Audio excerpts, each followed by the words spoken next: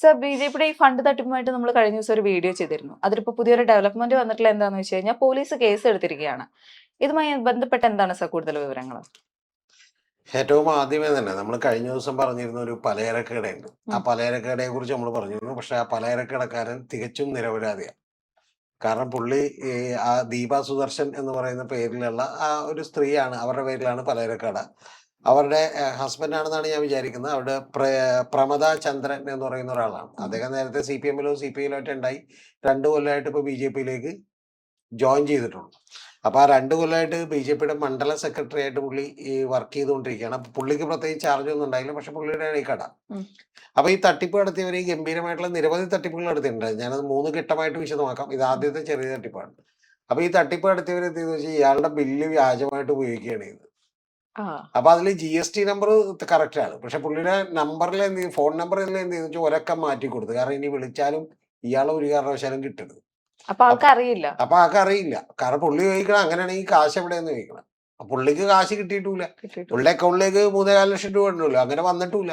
അപ്പൊ നമ്മൾ ആദ്യം വിചാരിച്ചിരുന്നത് തെറ്റാണ്. കാരണം ഈ പുള്ളി കാശടിക്ക് മാറ്റണമെങ്കിൽ ഒരാളായിരിക്കും എന്നാണ്. പക്ഷെ അല്ല, പുള്ളി പറഞ്ഞ പുള്ളിക്ക് ഒരു ചാർജും കൊടുത്തിട്ടുണ്ടായില്ല. കാരണം ഇങ്ങനെ കാശെടുക്കാത്തവരൊക്കെ പിന്നെ ചാർജ് കൊടുക്കേണ്ട കാര്യമില്ലല്ലോ. പാർട്ടിയിൽ ഒരു ചാർജും കൊടുത്തിട്ടുണ്ടായില്ല. അതുകൊണ്ട് പുള്ളി 2 ബൂത്തിൽ മാത്രമാണ് കഴിഞ്ഞ തെരഞ്ഞെടുപ്പിൽ പ്രവർത്തിച്ചത്. അപ്പൊ എനിക്ക് ഒരു പോലും കിട്ടിയിട്ടില്ല എന്നാണ് ആ പാവം മനുഷ്യൻ പറയുന്നത്. അപ്പൊ ബാക്കിയുള്ളവരൊക്കെ കൂടിയാണ് ഇത്. ഒന്ന് ആലോചിച്ച് നോക്കണം. ഫണ്ട് അടിച്ചു മാറ്റി അതിനുശേഷം വ്യാജ ബില്ലുണ്ടാക്കി. ഇപ്പൊ ഇത് അദ്ദേഹം കൊണ്ട് പോലീസ് കേസ് കൊടുത്തേക്കണേ പെട്ട്. കാരണം വെച്ചാൽ വ്യാജ ബില്ലുണ്ടാക്കിയത് ഇപ്പൊ വളരെ സിമ്പിളാ പോലീസിന് ഇത് തെളിയിക്കാൻ.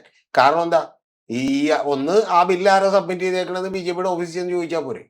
ബില്ല് കൊടുക്കാതിരിക്കാൻ പറ്റില്ല. കാരണം ഇത് മാധ്യമങ്ങളുടെ അടുത്ത് മുഴുവൻ കിട്ടിക്കഴിഞ്ഞു. അപ്പൊ ആകെ പണി വെട്ടു. ഇപ്പൊ പോലീസ് കേസായി. അപ്പൊ അങ്ങനെ BJP-യുടെ മറ്റേ ഞാൻ കഴിഞ്ഞ വീഡിയോ പറഞ്ഞ പോലെ മനസ്സമാനത്തോടുകൂടി മോഷ്ടിച്ച് ജീവിക്കാൻ സമ്മതിക്കാത്ത ചില കശ്മലന്മാർ ഇത്തരത്തിലുള്ള പരാതിയുമായിട്ട് വരികയാണ്. യഥാർത്ഥത്തിൽ ഇത് കുറച്ചുകൂടി ഫോർജറി എന്ന് പറയുന്ന ഈ വ്യാജ ബില്ലുണ്ടാക്കി എന്ന് പറയുന്നത് കുറച്ചുകൂടി ഗൗരവമുള്ള കേസ് കൂടിയാണ്. അപ്പൊ അതുകൊണ്ട് നാച്ചുറലി എന്ത് പറ്റുമെന്ന് വെച്ചാൽ ഇപ്പൊ BJP പെടും. കാരണം BJP-യുടെ ഓഫീസിലേക്ക് പോലീസ് അന്വേഷണം ചെല്ലും, രേഖകൾ ചോദിക്കും, BJP എന്ത് ചെയ്യേണ്ടി വരും.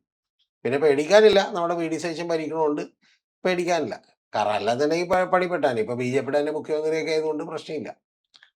സർ ഒരു സംശയമാണ്.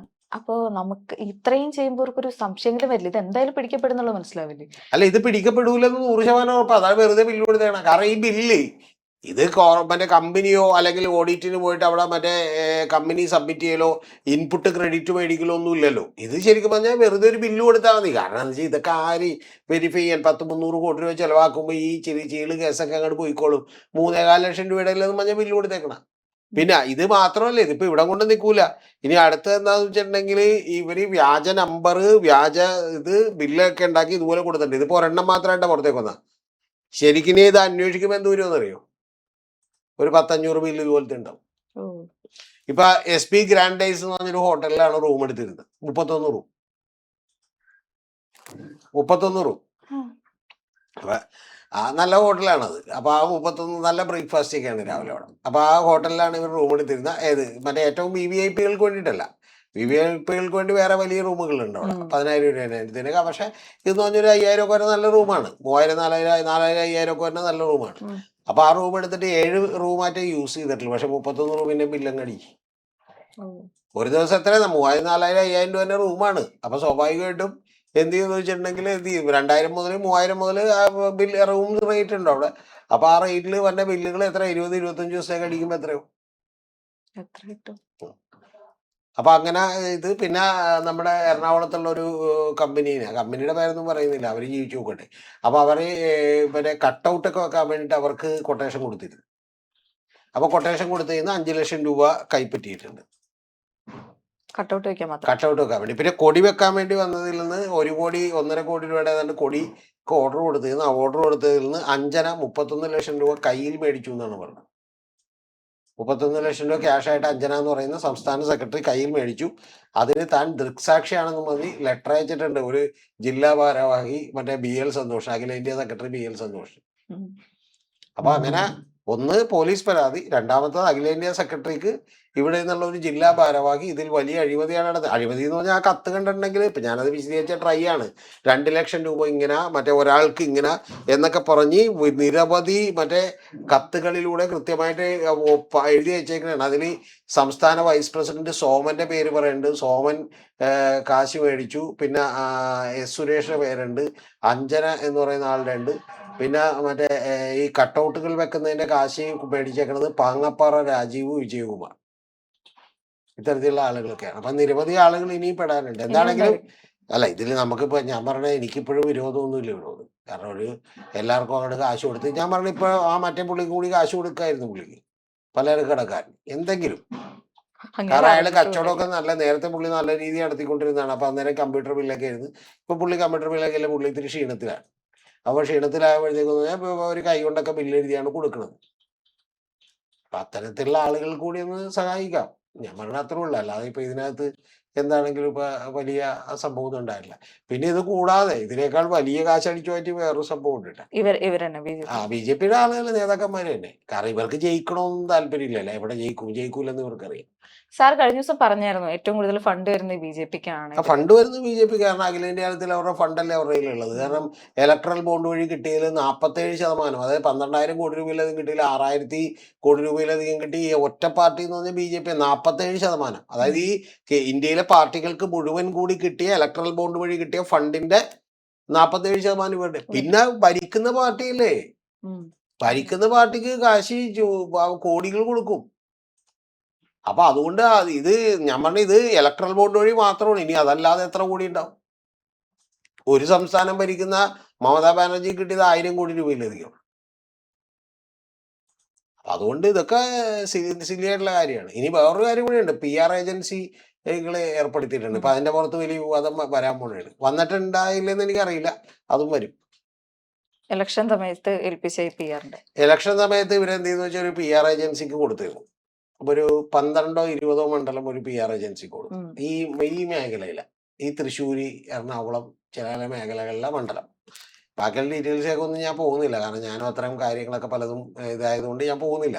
പക്ഷെ ഞാൻ പറയുന്നത് ഈ പറയുന്ന ആ PR ഏജൻസി കൊടുത്തതെന്ന് പറഞ്ഞിട്ടുണ്ടെങ്കിൽ യഥാർത്ഥത്തിൽ വളരെ മാധ്യമരംഗത്തുണ്ടായിരുന്ന ഒരു പുലിയാണ്. നേരത്തെ മാധ്യമരംഗത്തൊക്കെ ഉണ്ടായിരുന്ന ഇടതുപക്ഷ നിലപാടുകളൊക്കെ എടുത്തിരുന്ന ഒരു വനിതയാണ്. അത്ര ഞാൻ പറയുന്നു. അപ്പൊ ആ വനിത നമ്മുടെ കലൂരിലുള്ള മറ്റൊരു സ്ഥാപനവുമായിട്ട് ബന്ധപ്പെട്ടൊക്കെ ഈ സാറ്റലൈറ്റ് മുഖ്യ ചാനലുകളിൽ നിന്നൊക്കെ ഇറങ്ങിയതിന് ശേഷം വർക്ക് ചെയ്തിരുന്നു. അപ്പൊ അവരുടെ നേതൃത്വത്തിലുള്ള ഒരു PR ഏജൻസിയാണ്. ആ PR ഏജൻസി പല മണ്ഡലങ്ങളിൽ, ചില മണ്ഡലങ്ങളിൽ 15 ലക്ഷം രൂപ, ചില മണ്ഡലങ്ങളിൽ 28 ലക്ഷം രൂപ, ചില മണ്ഡലങ്ങളിൽ 23 ലക്ഷം രൂപ എന്നൊക്കെ പറഞ്ഞാൽ ഏതാണ്ട് ഒരു 12 20 മണ്ഡലങ്ങളിൽ വർക്ക് ചെയ്തിട്ടുണ്ട്, എടുത്തിരുന്നു. അപ്പൊ അതിൽ പകുതിയോളം സ്ഥലങ്ങളിൽ വർക്ക് പകുതി ചെയ്തിട്ടുള്ളവര് 8 ദിവസമൊക്കെ ചെയ്തിട്ടുള്ളൂ. അല്ല, അവരെ കൊണ്ട് അത് അത്രയും വലിയൊരു hefty ആയിട്ടുള്ള വർക്കാണ്, അത് എടുക്കാൻ പറ്റിയിട്ടുണ്ടാവില്ല. അല്ലെങ്കിൽ ഇവരായിട്ട് എന്തെങ്കിലും പ്രശ്നങ്ങൾ വന്നിട്ടുണ്ടാവും. അതൊക്കെ പല കാര്യങ്ങളും ഉണ്ടാവില്ല. അപ്പൊ അതുകൊണ്ടാണ് പത്മജനൊക്കെ വർക്ക് നോക്കി ചെയ്തവരാണ്. പക്ഷെ അങ്ങനെ ഇടതുപക്ഷത്ത് നിൽക്കുന്ന CPM-നോട് അനുഭാവമുള്ള ഒരു ലേഡിക്ക് എന്തിനു കൊടുത്തു എന്ന് പറയുന്ന വിവാദം നേരത്തെ ഉണ്ടായിരുന്നു. പക്ഷെ ആ വിവാദത്തിൽ കാര്യമൊന്നുമില്ല. ഇപ്പൊ ഞാൻ ഏതെങ്കിലും വിഭാഗത്തിലാണെന്ന് പറഞ്ഞാൽ എനിക്ക് നിങ്ങൾ ആരെങ്കിലും PR വർക്ക് എന്നുണ്ടെങ്കിൽ നമ്മൾ ഭംഗിയായിട്ടും മനോഹരമായിട്ടും ചെയ്യും. മനസ്സിലായി. അതിലിപ്പോ പ്രശാന്ത് കിഷോറും സുനിൽ കനകോലൊക്കെ അവര് പ്രൊഫഷണൽസ് ആണ്. അവർക്ക് അങ്ങനെ പാർട്ടി ഉണ്ടെന്നൊന്നും പറയാൻ പറ്റില്ല. പക്ഷെ അതുകൊണ്ട് തന്നെ ഇപ്പൊ ചില പാർട്ടി ചില ഈ വ്യക്തിപരമായ നിലപാട് വേറെ, പ്രൊഫഷണലി നമ്മൾ ചിലപ്പോൾ വർക്ക് ചെയ്യുമ്പോഴുള്ള കാര്യം വേറെ. അല്ലാതെ വർക്ക് തരുന്ന ക്ലയന്റുകൾ ഇനി ഒരേ സ്വഭാവക്കാരായിരിക്കണമെന്നും നമുക്ക് എന്ത് ചെയ്യാൻ പറ്റില്ല, ചിന്തിക്കാൻ പറ്റില്ല. അപ്പൊ അതുകൊണ്ട് അതിലൊന്നും തെറ്റുണ്ടെന്ന് ഞാൻ വിചാരിക്കില്ല. അപ്പൊ വക്കീലന്മാര് പല കേസ് വാദിക്കുമ്പോഴത്തേക്കും എന്ന് പറഞ്ഞാൽ സ്വാഭാവികമായിട്ട് പലരുടെയും കേസുകൾ വാദിക്കും. PS ശ്രീധരൻപിള്ള തന്നെ വേറെ പലരുടെയും കേസുകൾ ബാധിച്ചിട്ടുണ്ട്. അപ്പൊ അദ്ദേഹം BJP-യുടെ നേതാവാന്ന് വെച്ചാൽ BJP-കാരുടെ കേസ് മാത്രം ബാധിക്കാനൊന്നും പറ്റില്ല. അപ്പൊ അതുകൊണ്ട് അതിനൊന്നും തെറ്റില്ല. പക്ഷെ ഇതിന്റെ പ്രധാനപ്പെട്ട വിഷയം എന്താണെന്ന് വെച്ചാൽ ഇതിനൊക്കെ ചില അടിവലിവുകൾ, ചില മറ്റേ കമ്മീഷൻ അടികൾ നടന്നിട്ടുണ്ട്. അതാണ് അതിന്റെ കാര്യം. അപ്പൊ അത് ഇതിലും വലിയ എമൗണ്ട് വരും. അപ്പൊ അങ്ങനെയൊക്കെ കൂടി ഇത് കൃത്യമായിട്ട് അന്വേഷിച്ചാൽ ഇത് ഏതാണ്ട് ഒരു 19 കോടി രൂപയുടെ സാധനം വരും. അപ്പൊ അത് കുഴപ്പമില്ല. കാരണം എന്ന് വെച്ചാൽ എല്ലാവർക്കുമായിട്ട് വീതിച്ചു കൊടുത്തു എന്ന് സന്തോഷമായിട്ട് വിചാരിച്ചാൽ.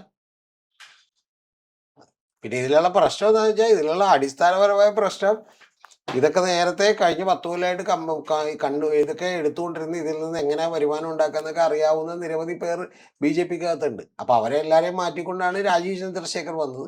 രാജീവ് ചന്ദ്രശേഖർ വന്നപ്പോഴുള്ള ഗുണം എന്താണെന്ന് വെച്ചാൽ നേരത്തെ 3 ലക്ഷം 5 ലക്ഷം ഒക്കെ വർക്കിന് ഉണ്ടായിരുന്നത് ഇപ്പൊ 5 കോടിയൊക്കെ ഈ വർക്കിന്റെ ലെവലിൽ കൂടി. മാറി. ആ രാജീവ് ചന്ദ്രശേഖർ വന്നതോടെ എല്ലാം മാറി. ഇപ്പൊ 20 ലക്ഷം രൂപയാണ് ഒരു മാസത്തെ പ്രവർത്തന ചെലവ് ഏതാണ്ട് BJPയുടെ സംസ്ഥാന കമ്മിറ്റി ഓഫീസിനുണ്ടായത്. ഇലക്ട്രിസിറ്റി ബില്ലുകൾ ബാക്കിയുള്ളത് എല്ലാം കൂടി ഒരു സംസ്ഥാന കമ്മിറ്റി ഓഫീസിന് അത്രയൊക്കെ വരും. ഇപ്പൊ ഏതാണ്ട് അത് 60-65 ലക്ഷം 80 ലക്ഷം ഒക്കെ വരും.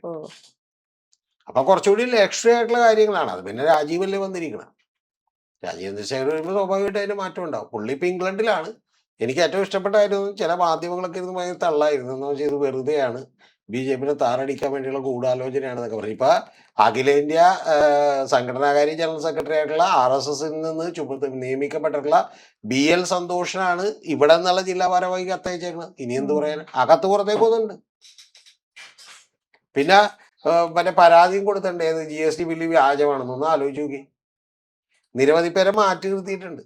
ആദ്യം പറഞ്ഞ് മാറ്റി നിർത്തി എന്ന് പറഞ്ഞാൽ തെറ്റാണ്, ഞങ്ങൾ അങ്ങനെ ഇല്ല, വ്യാജ കത്താണ് പുറത്തു വന്നേക്കണെന്ന് പറഞ്ഞ് കുറച്ച് ദിവസം കഴിഞ്ഞപ്പോൾ അതിന്റെ കളറിലൊക്കെ മാറ്റമുള്ളൂ. മറ്റേത് കുറച്ച് യെല്ലോ ആയിരുന്നു, ഇത് വൈറ്റ്. പിന്നെ മറ്റേതിൽ സ്പെല്ലിംഗ് മിസ്റ്റേക്ക് ഉണ്ടായിരുന്നു ആദ്യത്തേല്, രണ്ടാമത്തേല് സ്പെല്ലിംഗ് മിസ്റ്റേക്ക് ഇല്ല, അത്രേ ഉള്ളൂ. അതിനെതിരെ കേസ് കൊടുക്കും, ഞങ്ങൾ പരാതിയായിട്ട് പോകുന്നൊക്കെ പറഞ്ഞു. പിന്നെ തെറ്റൊന്നുമില്ലെന്നേ, എല്ലാവരും സമ്പന്നരാകട്ടെ, അല്ലാതെ വെറുതെ ഇതൊന്നും ചെയ്തിട്ട് കാര്യമില്ല. ഇപ്പൊ മറ്റേ ഈ ആളുകളൊക്കെ തന്നെ അവര് ഇതിലൊരാള് മറ്റേ 15 ലക്ഷം രൂപയുടെ 2 ലോണുകൾ സഹകരണ ബാങ്കിൽ ഉണ്ടായത് അടച്ച് തീർത്തു.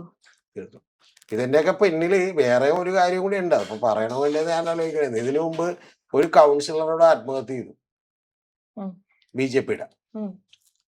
ഞാൻ സംസാരിച്ചിട്ടില്ല അദ്ദേഹത്തോട്. പക്ഷെ അദ്ദേഹത്തെ ശരിക്കും പറഞ്ഞാൽ എന്റെ ഓഫീസിൽ നിന്ന് നമ്മൾ ഈ തദ്ദേശ സ്വയംഭരണ തെരഞ്ഞെടുപ്പ് നടക്കുമ്പോൾ ഞങ്ങൾ പോയപ്പോഴത്തേക്കും അദ്ദേഹത്തെ കണ്ടിരുന്നതാണ്. എന്റെ ഓഫീസിൽ നിന്നുള്ള ആളുകൾ കണ്ടിരുന്നതാണ്. തിരുവനന്തപുരം കോർപ്പറേഷനിൽ വെച്ച് പുള്ളിനെ കണ്ടിരുന്നതാണ്. പുള്ളിയാണ് പാവം. നമ്മൾ വിളിക്കുന്ന വിളിച്ച് ഏതാണ്ട് സംസാരിച്ച് 3 ദിവസത്തിനകം, നമ്മൾ വേറൊരു ആവശ്യത്തിന് വേണ്ടി വിളിച്ചാണ്. 3 ദിവസത്തിനകം പുള്ളി ഒരു കോപ്പറേറ്റീവ് ബാങ്കിന്റെ ചുമതലക്കാരനായിരുന്നു പുള്ളി, ഏത് BJP ഭരിക്കുന്ന. ആ കോപ്പറേറ്റീവ് ബാങ്കിൽ വലിയ അഴിമതിയാണ് എന്നൊക്കെ പറഞ്ഞ് ഈ ലോൺ എടുത്ത് ആരും തന്നെ തിരിച്ചടിച്ചിട്ടില്ല. കോപ്പറേറ്റീവ് ബാങ്ക് വലിയ പ്രതിസന്ധിയിലാണ്. മറ്റേ ഈ ലോൺ കൊടുത്തേക്കുന്ന മുഴുവൻ BJPക്കാരായിട്ടുള്ള ആളുകൾക്കാണ്. അതുകൊണ്ട് പിടിച്ചിരിക്കാൻ പറ്റാതെയാണ് ആ പാവം ആത്മഹത്യ ചെയ്തു. അപ്പൊ ഞാൻ പറഞ്ഞ ഈ കട്ടവരോടൊക്കെ എനിക്ക് പറയാനുള്ളത്, ആ ബാങ്കിലാണ് ലോണെങ്കിൽ അതെങ്കിലും നിങ്ങൾ തിരിച്ചടക്കും. ഇപ്പൊ ഇങ്ങനെ തിരിച്ചടച്ചിട്ടുണ്ട് കുറെ പേര്.